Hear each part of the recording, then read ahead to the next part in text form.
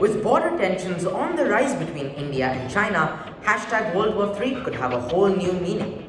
On today's episode of Headlines, we'll be looking at the India-China border dispute, COVID-19 updates, the death of Rayshard Brooks, events with Donald Trump, journalism in the Philippines, and finally, Hong Kong VR. Welcome to Headlines. On Monday, in the Himalayan region of Ladakh, a brawl broke out between Indian and Chinese soldiers. Indian soldiers were shoved over a ravine in the area and fell to their deaths. By the next day, press reports stated that 20 Indian soldiers had died.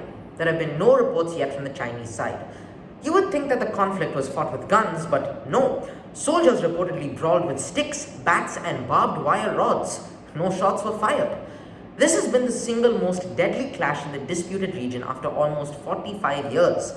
Albert Einstein once said, "I don't know what weapons World War III will be fought with, but World War IV will be fought with sticks and stones." It seems like India and China have decided to move straight into World War IV. Moving on to some COVID-19 updates. China seemed to have COVID-19 under control, but they have confirmed 137 new cases in the last 6 days. New Zealand stopped its virus-free celebrations when 2 cases were recorded. 2 women from Britain were mistakenly let out of quarantine in the country and drove 650 kilometers to see a dying relative. New Zealand's Prime Minister Jacinda Ardern was not pleased and has since ordered the military to oversee border controls.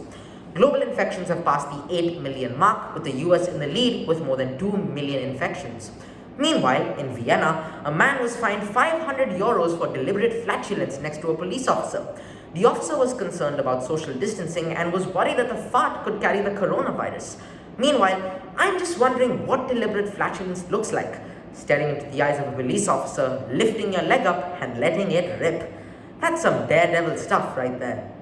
Last Friday, Rayshard Brooks, an African American living in Atlanta, Georgia, was shot and killed by a police officer.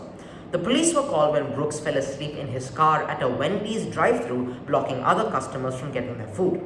Brooks and the officers were getting along okay, and he performed a consensual breathalyzer test. But when the police tried to arrest Brooks, a scuffle ensued. The officers tried to tase Brooks, who grabbed one of the tasers and fled, turning to fire the taser at Officer Garrett Rolfe. The officer shot him as Brooks fled, and seconds later, he was dead. The incident has sparked more outrage on top of the current unrest in the United States. The Wendy's restaurant was burned down on Saturday, and the scene is now a major location for Atlanta protests. The officers were fired, and the police chief of Atlanta has resigned. Rolfe has been charged with murder and could face the death penalty. President Trump signed an executive order on Tuesday which would encourage better policing practices and establish a database of officers with a history of use of force complaints. Speaking of Trump, he plans to hold a presidential rally, his first in months, next week. The rally will be in Tulsa, Oklahoma at a 19,000 capacity stadium, and health experts are not happy. All rally attendees will be signing a waiver stating that they will not hold the Trump administration responsible if they contract the coronavirus as a result of the rally. As soon as you see something like that, you know the event is going to be shady. It's like going to a Slipknot concert, but then signing a waiver before the concert saying that you won't sue the band if you become deaf the next day. In addition to this, Trump also had a bad time with the Supreme Court last week. The court dismissed 3 of the Trump administration's cases. First, a case that involved expanding the rights of gun owners in the USA. Second, a case that regarded California and its sanctuary state status as a haven for immigrants. And finally, a case that appealed the Civil Rights Act of 1964 could not be expanded to protect LGBTQ people from workplace discrimination. This appeal was overruled in a 6-3 decision. And guess what? This isn't going to be very beneficial for Trump, considering that there are about 6,200 transgender individuals in Tulsa, Oklahoma, who aren't going to be very welcoming.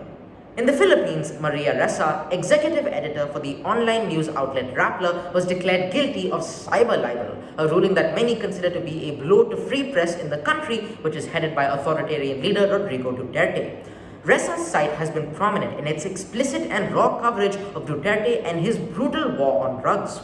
Her conviction hinged on a 2012 story on the site that alleged a prominent Filipino businessman was connected to drugs and human trafficking. This story was published before the government imposed their cyber libel laws. However, the story was edited for punctuation after the cyber libel laws were put out, and prosecutors declared that this was a republication of the piece, meaning that the story would be considered cyber libel. Ressa and the author of the story could face a maximum of 7 years in prison according to the verdict. They are appealing the judgment. Finally, to Hong Kong. Edelman, the world's largest public relations and marketing firm, has withdrawn its bid to help the Hong Kong government rebuild the city's shattered international image. The withdrawal dealt another blow to the Hong Kong government's effort to rebuild the city's reputation after a year of anti-government protests, the devastating economic impact of the coronavirus, and now the imposition of the national security law.